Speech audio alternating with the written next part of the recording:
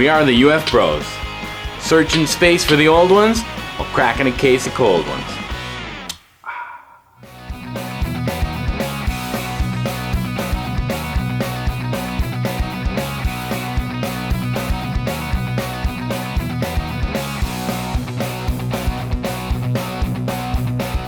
I'm Shane Butler. I'm a member of the UF Bros. Most of my part as a member has primarily been research, setting up the interviews, kind of putting everything together and doing the research. I'm Frank Freese. My bros call me Chud. And I'm a weird cat, but you know, weird cat's got me out too, man. My name is Brian Evans. The group calls me Toxic. I love drinking beers, and I believe in UFOs. All right, so we drove out to Pittsburgh. We were going to conduct an interview with a pretty well-known guy in the field. He ended up being... That dude was racist as fuck, man. This is the Millennium Falcon. I made a lot of special modifications myself. Aluminum Falcon. It's a Dodge Caravan. I highly recommend one if you have the means. Comfy seats. I drove 5 hours in it and my ass didn't go numb once. So, does a pizza run in less than 12 parts? But on the way home from Pittsburgh, we stopped at Kecksburg, which is famous for the Kecksburg crash in the 60s. So we got to check out the cool space acorn, and then we had what was probably the most awkward moment of our entire lives. We found a UFO gift shop and store in that area. The gift shop is weird as shit.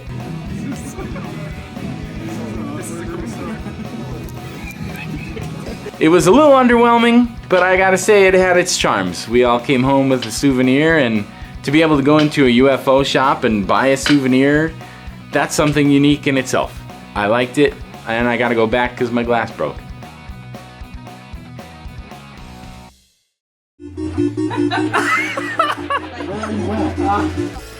So we went to visit Roger, our buddy down in Pottsville, who owns the store Martian Materials. And it's a meteorite store, but he also has a bitchin' 80s arcade. And this place is cool, man. He's got all kinds of space rocks in the front, meteorites, he's got pieces of Mars, he's got pieces of the moon, he's got like, if you can have it from space, he's got it, man. There was a video arcade machine that housed like dozens, if not hundreds of original 80s arcade games within it. And they all operate for $0.25, which is great. He had some old school pinball machines. At the time of filming, I was the Donkey Kong 3 champion for his arcade machine. I'm sure somebody's beating it now. But we had a ton of fun. It was a really great store, and Roger's a great guy. We're talking to Roger Wehbe from Martian Materials in Pottsville, Pennsylvania. How's it going, man? Pretty good. How are you? Good, buddy. All right, so Roger, Yeah. do you think we have been in contact with ETs, and do you think they've helped us develop our recent culture? It's possible. When you mean define recent, see, Within thousands thousands of years. Yeah, define ET. There's a lot of definitions I'd like to have before I could answer that, but do I believe that the ancient alien hypothesis? It's possible. See, here's why. There's a lot of weird stuff out there. Maybe some of these, a lot of mysteries that from the ancient history you could attribute to something like that. Or you can attribute it to lost knowledge. Like we were smarter in the past than we are now. It's possible. So I don't know. But do I believe we've been visited in the past? I'm not sure. It's possible. I would never say no, because the planet's big, I mean, relatively, and there's a lot of stars. So a lot of theoretical aliens could have visited at some point. But does it mean, yes, it happens? No, UFOs are real. We know that, but nobody knows what they are. And nobody really knows, you just guess. So they could be alien. It could be, some of them could be. There's so many different kinds too of UFOs. Some of them could be alien, some of them could be something else. Some of them could, most of them are probably natural phenomena or just misidentification. Airplanes going at a weird angle and it looks like something weird to you. I don't know what's out there, but I think that the universe is big. It'd be very dumb and very naive to say nothing's out there. Why do they think aliens visit here by themselves? It takes a lot of resources to put a human being or a biological animal into a spaceship and travel light years, or you can just send a robot. See, I think our first encounter with aliens will not be biological, if we ever actually do. They're going to send a robot. We do. True. Yeah, scout with a drone. That's exactly right. As far as you know, a UFO could just be a drone. See, that's what I always thought, that there's no aliens that are showing up here because they're not here, but there might be the robots. I don't think we've ever actually seen an alien. There's no bodies recovered. Nothing like that. Why would you send, if you're an alien species, like assume that you evolve like Earth-like, why would you go send a human being all the way to Alpha Centauri if you had the capability of it? It's too far. It costs too much. You're going to pack up a robot and send it over. Yeah. If you think about what we're doing with Mars, Yes, same thing. Same exact thing. Sending robots. So Taking pictures, taking videos. I believe our first encounter is going to be with something robotic if it ever happens. Like public, like, hey, I'm landing on the White House lawn level public. You know what I mean? Like, Yeah. What do you, Frank? What do you think? I'm just sitting here right now and thinking, side note, like, all right, so we can send this thing to Mars and it sends us back pictures and stuff, but like, why do we lose Wi-Fi when we go to the bathroom? How does that happen, you know? It was really, really cool, man. We played some video games, we drank some brewskis, we just partied with Roger for a while. He was like intimidatingly smart, you know, like really, really smart, one of those kind of cats. So I know you said that they found material on Mars that were capable of sustaining life. Do you think it can go more beyond bacterial? Do you think there could have been at some point? I don't know. See, here's where this is where science and speculation sometimes diverge, but it doesn't necessarily mean science is right and speculation is right. It just means at this point we don't know anymore. What you have is what looks like mycobacterial life existed on Mars. It's not really, that fossil has been, or that discussion, Allen Hill's meteorite, has been in a battle for 20 years now since we discussed it, with some people saying it could be a natural formation. Other people believe strongly, like myself, that it is a fossil because there's other signs. You don't just take one object and rule it out if everything else around it is saying the same thing. So, and this right here, in order to create something that looks like that, it would have to be incredibly pure levels of material that enter in inputs that are unrealistic in order for it to be a natural formation. The chances are extremely high it's a fossil. Extremely high. It's an interesting side to it. A lot of times when people hear, you know, extraterrestrial or alien or life on a different planet, you know, they're thinking little green men and flying saucers and stuff like that. I think if this was a long time ago, I don't know what the time frame is, but I would assume millions to billions of years ago. If you stood out on a Martian surface, on Mars, you would look out and see oceans of algae and maybe talligrades like water bears and other types of bacterial and which form biofilms. I'm talking algae can cover an entire ocean, you know that, right? Yeah. So you're gonna see that, in my belief, that was the type of life that existed on Mars at one point.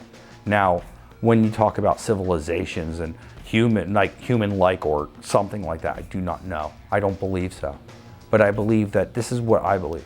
If the planet next door, because there's a lot of telltale signs that Mars had life at one point. So if the planet next door had life, not advanced life, but life, this one has more advanced life. I wouldn't say advanced, just more advanced. Then what you would see is two planets next to each other in the same solar system, both of them had life. Oh my God, tell me when it stops. Because it's gonna go through the whole galaxy. If you can get from one planet to another, it's not gonna stop there. I didn't stop at Mars. True, yeah. Do you think any of those planets, not even in the solar system, but just in the universe, how infinite it is, do you think there could be as advanced life as we have here on Earth? I'll tell you what I think. I believe that people, when you say out there, there's two dimensions to out there. There is space, which is gigantic. We all agree that the universe just goes on forever, right? But time is a gigantic thing too. The universe has been around for billions of years, to the point where if you factor in space in one dimension and time in another, the chances are extremely low that nothing happened over billions of years or billions of light years that could not look like a civilization. It probably happened a billion times. Yeah. So there's a lot of questions out there, and to say that life only exists on this little pocket is the height of human arrogance. It's close to insulting. Yeah, I believe it would just be the height of our arrogance. One of the coolest things about our Pottsville trip was Roger showed us a picture of a diner in town, and in front of the diner, JFK was actually giving a speech about, man landing on the moon. So Roger is like a pretty well-known dude in town. So with his help, they actually put a moon rock, a little small moon rock, into a tile in the concrete right where JFK stood, talking about putting a man on the moon, and now a man can literally stand on a little chunk of the moon that Roger put into the sidewalk, which is really cool. John F. Kennedy got us to the moon, or he made the political conditions acceptable and likely to make us go to the moon. I thought it was right to commemorate a lunar rock where he stood. He walked across the street with me. See, there's nothing in this town commemorated him sitting here or standing here or anything like that, so nobody really knew he stood here. So I thought that the best way to do this would be simply to put a lunar rock in the ground. It's kind of cool because now no one's gonna forget he's there, and that's kind of a cool monument. Exactly. It's cool how you reference his mentioning of us getting to the moon with his presidency and putting it where he had a speech at. Frank, stand on it, bro. Stand on the moon? Go ahead. Yeah. That was the idea. If you believe, they put a Frank on the moon. John F. Kennedy wanted Americans to stand on the moon, so I thought that every American should be allowed to, or every human being. You don't have to be American, just to be impossible. For that. Stand on the moon, Shane. Go for it, bro. I'm on the moon, bro. We did it. You could be the very first person to do a jumping jack on the moon if you want. Doing it. There you go. All right, but Belly flop. But I'm gonna be the first person. I have to do a push-up on the moon. There you go. So Roger's store ended up being really freaking cool. He showed us a lot of cool stuff. We learned a lot. I guess you could say that Roger and his store just kind of rocks.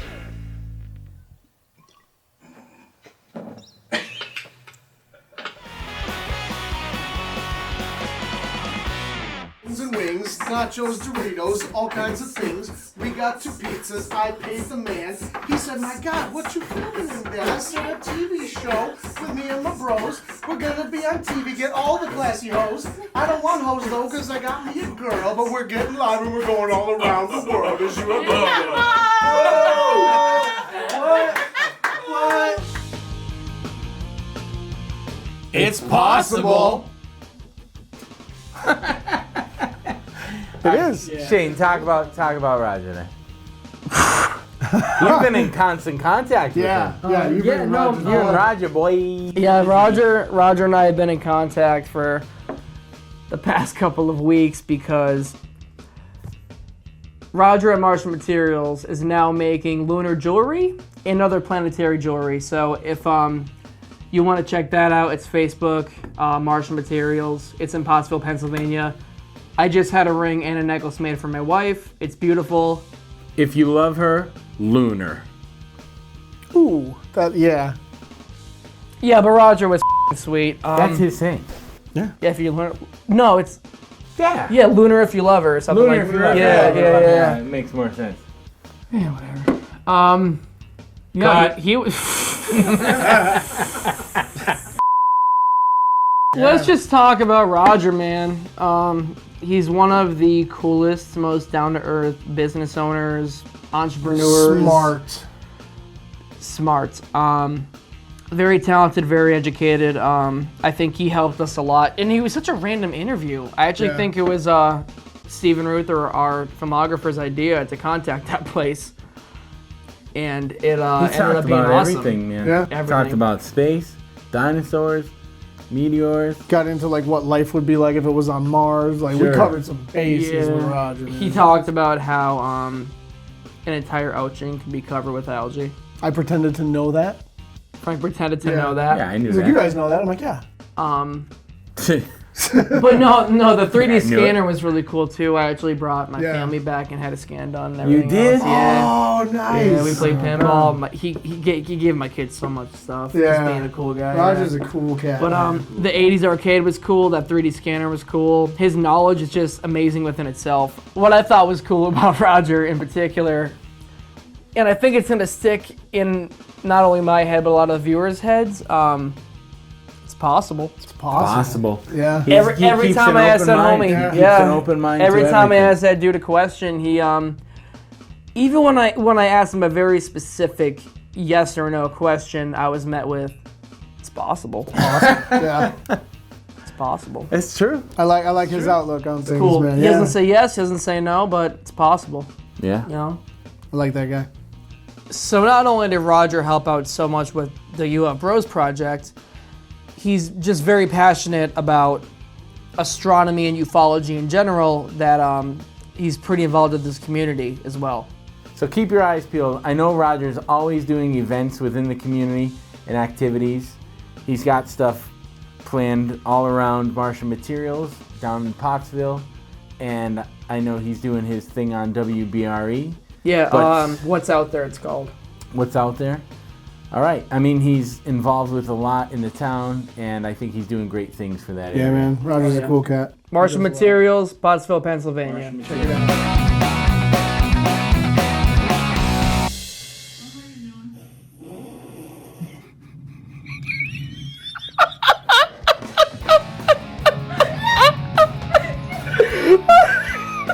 One of the main things that we looked into is a supposed UFO crash in Carbondale, Pennsylvania. It's really close to my hometown and the town I grew up in. On November 9th, 1974, Robert Gillette and his sister spotted an object falling out of the sky, and so they rode their bikes to what ended up being a pond that the object had crashed in. Saw something glowing in the water for quite a while, a large glow. They called actually police to report this thing. Carbondale 5-0 shows up. Once the first responders showed up, military started showing up. When military started showing up, thousands of people gathered here. But I guess thousands of people were trying to pack into this teeny little town, man, and it blew up like overnight almost, you know? The story as I know it is a few days later, they came out saying that it was a lantern. Either like a coal miner's lantern or a railroad lantern or something. I don't think some teenagers would report seeing a flying lantern that glowed underwater for 2 days. I don't know, I just felt like even hearing the story for the first time, like that was bogus. So we're cutting hair at the shop one day, and we're kind of talking about the Carbondale UFO crash and stuff. So guy we're actually cutting, Skip, ends up being a fireman from Carbondale, and his father was a first responder during the actual crash in '74. So we met up with Skip, had a couple brewskis around the campfire, and we talked UFOs. All right, so here with our buddy Skip Connors. How are you, buddy? Good. How are you? Good, man. We're here to talk about a little more about the Carbondale crash in 1974. Your father was a first responder, right? Yes, he was a police officer for the city of Carbondale. He actually responded up there along with Joseph Jacobino and John Barbero, who were the officers on duty that night. In your opinion, from living with your father, your general consensus of what happened that night? They would never talk about it much. Basically what he would tell you is, they responded there that night, what they seen, and from what the only thing they would speak of was that something was removed from there. Yeah. In my opinion, I do not think it was just a railroad lantern. Okay. They said something went out on a military flatbed tractor trailer. And you said your father couldn't talk about it or wouldn't talk about it? They would never talk about it. Nobody would, Yeah. you would joke about it, but nobody would go into detail about it. Would they would they act serious or act a certain way when it got brought up, or? They would change the subject. Yeah. It was something like he didn't want to talk about it. Well, throughout the years, you hear different scenarios about it and different things that went on. My opinion, like other people have tried to recreate it, and there's no way a lantern, they said, would make it as bright and fluctuate like the light did that night there. From several people that were there, from the fire department when they first responded, and from workers from Russell Park, they said the light was fluctuating.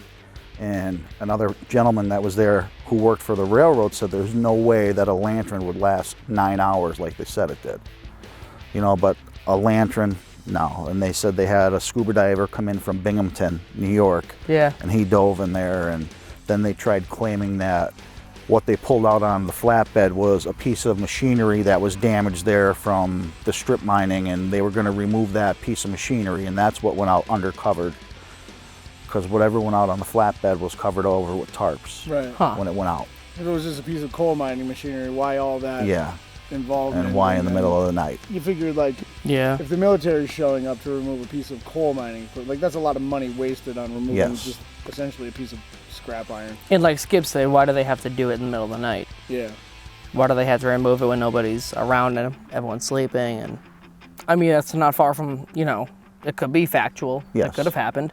Especially if it was something, even if it was an alien, even if it was something like, like a Soviet satellite Yes. or whatever the case, that can't be publicly And printed. that was rumor for the longest time that that's what it was a Soviet satellite. Yeah. That's what they tried to, they tried doing away with UFO. What's the general feel in Carbondale? I mean, obviously, you're a Carbondale fireman now. Yes. You guys have adapted an alien head as your logo. Yeah, which we that's think one of is our very logos. It's cool. throughout the years, it became very popular and people still talk about it. And Billy Gillette and the Lloyd brothers were the ones supposedly who witnessed it all that night, were the ones who called it in. And other people, they said there were several other people who called that night stating that they saw it coming through the air from Salem Mountain over into the breaker. But it's just something, the city's adapted with it, and it's become one of the things. Like, they have a party every year, usually at the hotel they had it, and Yeah. and then, like I said, we adapted it. Now it's on every piece of apparatus in the city. We have it on them. He gave us some cool stickers and patches from the Carbondale Fire Department, which has like a little alien head. The Carbondale Fire Department patch. It's an alien head. And their host company number is 51. That's kind of cool. It makes you wonder. It would be nice to find out actually what it was. Yeah. It's part of history, and it's, like I said, many people were there, and you hear the rumors of everything, but it'd be nice to come to have a final conclusion of it, of what it Definitely. was. In your opinion, what do you think it was? I believe it was either a UFO or some type of satellite. It was definitely something besides a lantern. My opinion, from what I read and what I've heard from several people throughout the years, and Okay. talked about it many a times, Great. was definitely more than just a lantern. So that was our interview with Skip Connor. Thank you so much for having us, man. You're welcome. Thanks Thank for talking with us. Thank you. And that's it, bro. We're out.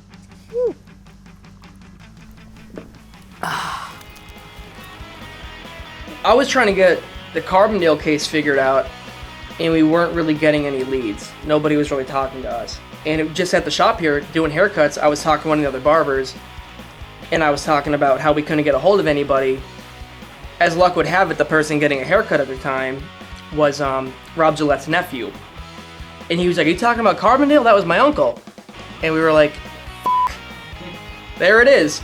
Let's talk to him." So we all kind of got to talking about that, and next thing you know, he's putting us in touch with his mother, Maria, who was one of the actual first people on scene. It was Robert's sister who supposedly he was trying to scare with this, like, lantern, whatever that they were talking about.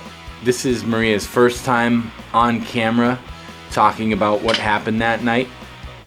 It's exciting for us because it's a first-hand account of someone who was there and who I believe was there before any authority. It's really exciting to have her talking to us, and it's exciting to hear what she has to say. We're here with Maria Gillette. How are you today? Okay, how are you? Good. All right. We're here to do ask some questions about the Carbondale UFO. You were a teenager at the time. I believe you said you were about 15 years old when it happened. You and your brother were there. The general story still that we believe is that it was a lantern that your brother supposedly threw in to prank you. Right. That's the story on the newspaper. That's the So- newspaper's version. By all means, tell us your account, whatever you want to say. Well, it was, I think it was a Saturday night, and just hanging out at the house, and all of a sudden my brother runs in the house, and he used to call me Sissy. So he said, Sissy, you gotta come. We saw a UFO, we saw the light flying over Salem Mountain, and then we heard it land in the breaker, and psst, he was doing all the noises. Yeah. So it took a while, but we went over with him, and sure enough, there was a huge glow that took up about half the pond, and from there, it just got better. It just ballooned. So you guys were there before police, military, anybody. Yes, we called. We actually Yeah. called. And so did a lot of other people. That there was a lot of sightings that night. What did it look like from your point of view in the water? It looked like a huge round glow. I can't explain it any other way. It wasn't just a light. It was like illuminate. It was like a glow. It had a glow to it? Yes. How long until people started showing up, like military? Or was there military there? Yes. There was military there. I'd say about 2 to 3 hours before the cops came. Really? So you guys had a lot of time. Oh, yeah. Did you hang out until? Oh, yeah. Yeah. Okay. Chief Dottle was the active chief for Carbondale at the time. They shot reportedly 3 to 6 rounds at the object. So if you're a cop in the 70s with a simple revolver, I mean, 6 shots is all you got. They fired all of it supposedly. At that point, the object supposedly moved. Did the light stay bright the whole time you guys were there? Did not change until the cop shot at It it. didn't go out. Really? Okay, so the cop shot at it. Yeah. And what happened then? It stayed lit. It moved. It was it moved. It just relocated, let's say. And then after maybe an hour or 2, it went out. So it moved almost as if it knew it was being shot Yes. at, would you Yeah, say? well, or that, or they shot whatever it was and hit it. And hit it and it moved. kind of bounced. Right. Okay. Or the water moved it. So what was the deal, like, Chief Dottle from Carbondale? He was one of the ones to show up, right? Yes. And he kind of, he was met with a little bit of hostility, seemed to be threatening some people, and wanted to cover something up. He said, if you open your mouths about this, there'll be more than a UFO in the pond. Wow. Okay. That's crazy. Yeah. So when Maria told us about the threat that they got from the Carbondale PD, that's some pretty significant threats, man, to be made against a kid, you know? So there was definitely a lot of effort put into covering this thing up and keeping everybody hush. When she told us that a UFO wouldn't be the only thing at the bottom of that pond, if they didn't keep their mouths shut, was crazy. It makes you realize that they just really had to come up with the story quickly and to cover this up, and something crazy happened, and we just don't know what it was. Was there a flatbed truck? Do you Yes. recall? There was a flatbed Yes. truck. Did you see an object get removed? Was it dark? It was, yeah, but it was a flatbed with a big tarp. And I remember a very light colored tarp on it. Like real heavy canvas type tarp, but can't be sure about that. That's a long time ago. No, that's okay. But there was definitely something Yes. under that tarp. Yes. Like, Oh, absolutely, yeah. Did the object look bigger or smaller than in the water? When Way bigger. It looked bigger. Yes. Much bigger. So you think that even the water might have made it appear smaller? It could be. I'm not a Was light it fairly expert. deep? I think the pond was, 20 feet, 15 feet? And they did drain it, a lot of it. They did drain. Yeah. Okay. They drained the swamp. Yeah, they drained the swamp. Yeah, MAGA. Okay. Yeah, I went up there and I looked at it, and it didn't.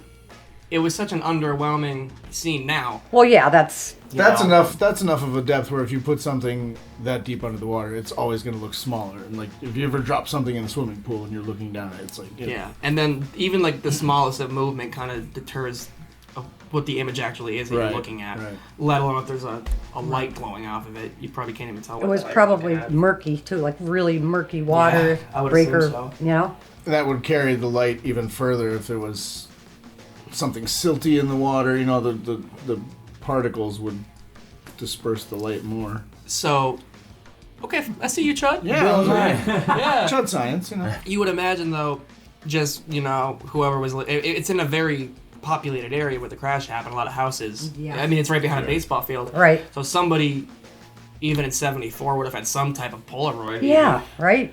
Before people got Yeah. What there. do you think, Frank? You're the photography man. Well, I mean, Would the photo even have been good? at night in the 70s with a Polaroid, no. Was there any other type It would be of- pitch black. Polaroid was, even the flash that you had at that point was very rudimentary. It would be those single exposure flash bulbs that would just pop and done. You know. So even with the best camera, hypothetically, in 1974 at night with that big of a glow, even if there was a photo, it could be written off. You as could have anything. seen something, but it could have been written off as maybe like even fog on a film, like if, It might have even looked like a lantern. right At the right. point that it was. Yeah, All right, camera boy. Yeah, right. That's good. college. Would you say the lantern? There's no way in hell that light would have been big enough to be a lantern? to be portrayed yet. No. Okay. Do you think the lantern was in there before you guys got there? No. I don't. No. You don't pull a lantern out that looks brand new with the price tag on it from Sugarman's, and you know, that's underwater for 3 days or That's 2.5. I don't believe it. You know, I was hoping she would say that she didn't think it was a lantern, because that's what I think. I don't think it was a lantern. I think that was a cover-up. So to hear her account of it, and for her to sort of say that she thinks it was something more, that's what I was hoping for. Years later, Rob Gillette said that at the time of the incident in 1974, when he was a teenager, I was fighting with my girlfriend at the time. I didn't want to add any more nonsense to my life. I just stuck to the story of what they told me, which they said was a lantern. And no one really, after they came out and said it was a lantern, that was pretty much it. Hush hush for a while, right? And then your brother, I think 25 years later, said something. Right. And he wanted to, though. It kind of bothered him, you think, that he was... Yeah, he wanted to, like, put it to rest, I guess. Why do you think... Did they tell him to say that? You know, I don't know, because then they started coming out with all this stuff later, the beer and all the... You know, I think they did want him to. I don't know. Yeah. So he never even told you? Nope. And he would never... No, he said nope. He wouldn't tell anybody because he didn't want to put anybody in that kind of position. You think he might have been in danger? I don't know. He was worried. He was worried about it. And he just... You assumed he never brought it up to keep you guys safe. Right. And the other two that were with him, they don't speak about it. You tried to get one here today to interview. I tried to get one of my girlfriends that was there, yeah, but she wouldn't. She want to come over? No. Do you think she's afraid to say anything? I don't know if it's afraid or just... Maybe just wants to be rid of that part of her life. And... Not embarrassed, but just, yeah, she doesn't want to talk about it. Over it. Yeah. Yeah, over it. Everybody thinks it was a joke, you know, but I don't think it was a joke. Not if you were getting your lives threatened. Yeah. I mean... Yeah, you'd have to see it to understand it wasn't... There's no way. There's no way. There'll never be a photo. You knew your brother didn't put the lantern in?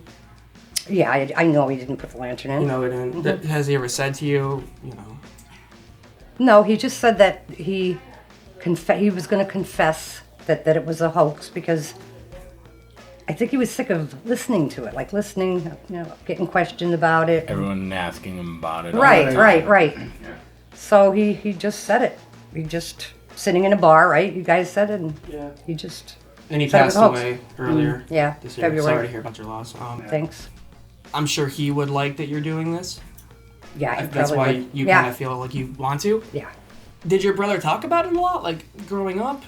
Yeah, not off and on, right? He didn't really dwell on it, but it was an exciting time in Carbondale, that's for sure. He put Carbondale on the map.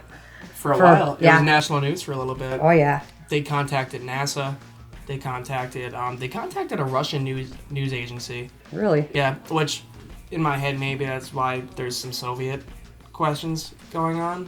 There was a lot of different agencies there. Yeah. And a lot of military presence. A lot of military presence. See, and people wanted to say, like, we've heard it, that people said, oh, there was no military there. But everybody we talked to was like, there was military Yes, there were, yeah. I just, it's so funny. We talked to a lot of people about this locally, just, friends, guys we run into. And there's people who are like, oh, yeah, I heard about that. I know about that. And then some people that don't know at all. Yeah. And I think it's interesting, like, from, to try and get a perspective like yours, that it was a really, really big deal. You said thousands of people It came was to the town. highlight of Carbondale and all, yeah. I mean, how long would you say were people buzzing about it? Weeks, months afterwards? Years even. Yeah, years. We're coming up on 44 years today. Yeah. We are, right? 44 years. Yeah, November we're still 9th. talking about years. it. Today's, but it's funny, like, it's there. Mm-hmm. My mother told me about it when I was young. She was the first one to ever mention it.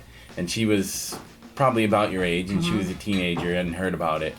And so then when I was younger, she told me, like, oh, this happened. And then I think that always kind of stayed with me to have an interest in stuff, But, yeah, it must have been such a big ordeal. Oh, it was. We were all excited. It really, really was. It was, like I said, the biggest thing that ever happened to Carbondale. Put Carbondale on the map. Yeah. But you're right. A lot of people don't know about it. Even local Right, people don't know. It's still case closed, lantern. Yeah, right. Right, Mhm. right. You know. Like it was solved and that's it. Yeah. That's it. And That's people right. just take that. At It face wasn't value. solved. Yeah. Because we're Sure. we're coming right up on 44 years. Today's the 5th, and the crash was the 9th. Yeah. You and your brother was here to talk about it. Mhm. Well, thank you very much for agreeing to do it. Yeah. Oh, you're Yeah, it was welcome. very nice to This meet No you. problem. You fantastic. too, guys. have been guys. great. Thank Yeah. you. Thank you so much. Thank you very much.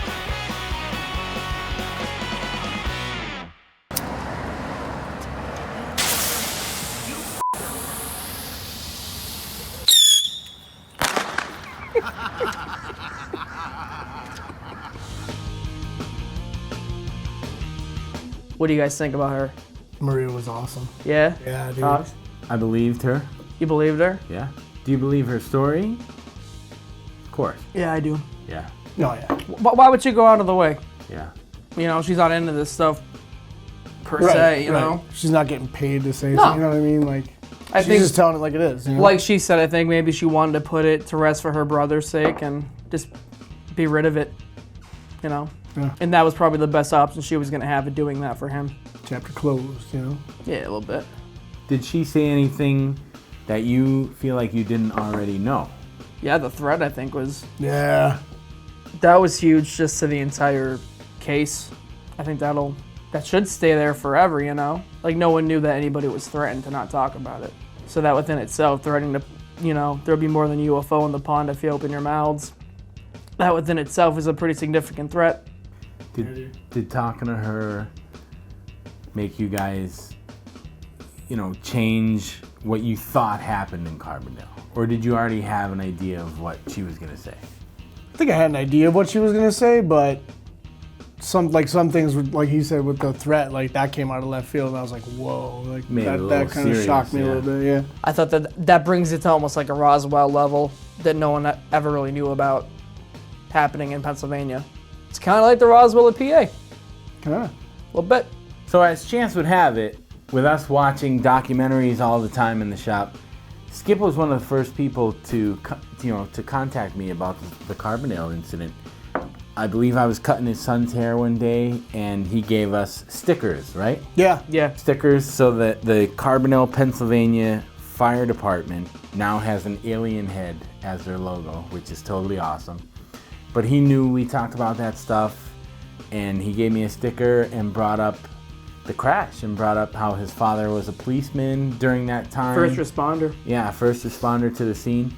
And it really kind of sparked an interest within us to look into that locally because, I mean, here's someone who knew so much about it, you know, that we can talk to. Yeah. 5 minutes Yeah, away. that's a really good point. And I think for me that resonated because if we were able to find out so much from one local, Right. who else in the barbershop And might I have mean, known? so many people Yeah. in that area have a story to tell. And through that, we were able to get a hold of Maria. Yeah. Just Yeah. again, through the shop, through Yeah. clients, through... Just talking to people. We still, to this day, hear from people in that area. Like all different people. Every day. Because even when we went to see Maria, their neighbors came over for coffee and pie, which was really sweet. But they had their own story to tell. This old guy was talking about the police chief at the time, and like it was just their neighbors that came in to have coffee and pie, and he had so much to say about it. It was really cool. He was actually retired military also. He had a hat... that old guy was. I want to say Air Force. He had a hat on, retired. What do you think actually happened in Carbondale? What do you think it all was? All right, so after we released that trailer onto our social media pages, we started getting calls and stuff. And I actually got a couple of phone calls of people telling me that they were there that night. Their son was a cop there that night. I don't want to give names away, but people were saying that were calling me that the object that was under the tarp in Carbondale matched that of the Kecksburg acorn, the space acorn Right. that we saw. We visited. Yeah, we visited. It looks like a bell or an Yeah, acorn shape. I had at least 2 people tell me they saw it and they knew about Kecksburg and they compared it to that. The one night I was just sitting there thinking about it, like, why would the same object be over Pennsylvania twice and fail twice and crash twice?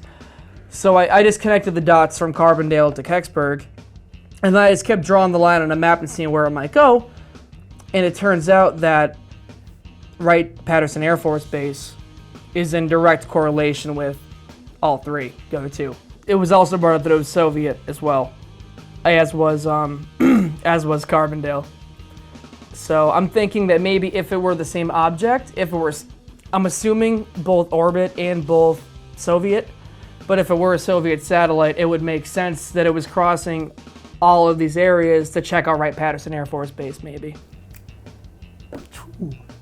You know, there's rumors That's a theory and a half. Yeah, there's rumors of Hangar 18. That's a big talked about topic at Wright-Patterson. It supposedly had some objects brought to there from the Roswell crash. So there was a lot of people looking into it. So for a Soviet satellite, even an American satellite, just for someone to be either watching over it or looking into it, it would make sense that it's in a straight line of like a satellite orbit. Maybe it was just checking it out and it crashed twice. I've rewatched the footage time and time again. I've put some hours into it. My conclusion for the end of it all is I should never shave my beard. Is that what we're talking about? We were talking about Carbondale, but You made me boog a little I bit. don't know what happened. I don't know what the hell happened in Carbondale. that's fair. All right. So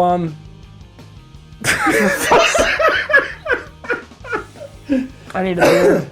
Anyone else need a beer? Time out.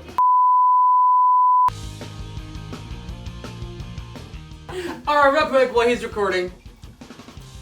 JT, Who dat? Who that guy? this is Jex. Jex the Jextraterrestrial? Jextraterrestrial.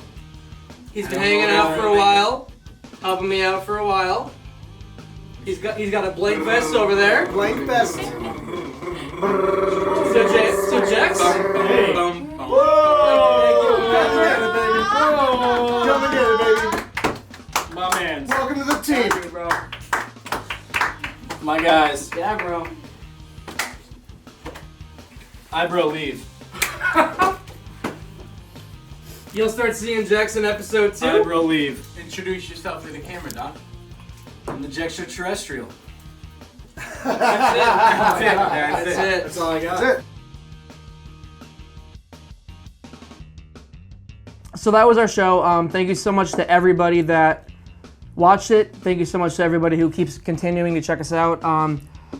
Our first episode was very close to our hearts because we're all local, and we did Carbondale, Pennsylvania, and because of that, we were able to make a lot of good connections that most people wouldn't typically be able to who are into ufology. So I want to thank Maria Gillette, Skip Connor.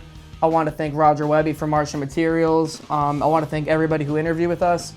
Thank you so much for checking us out. And thanks for being awesome. Thanks for continuing for the support. And Frank?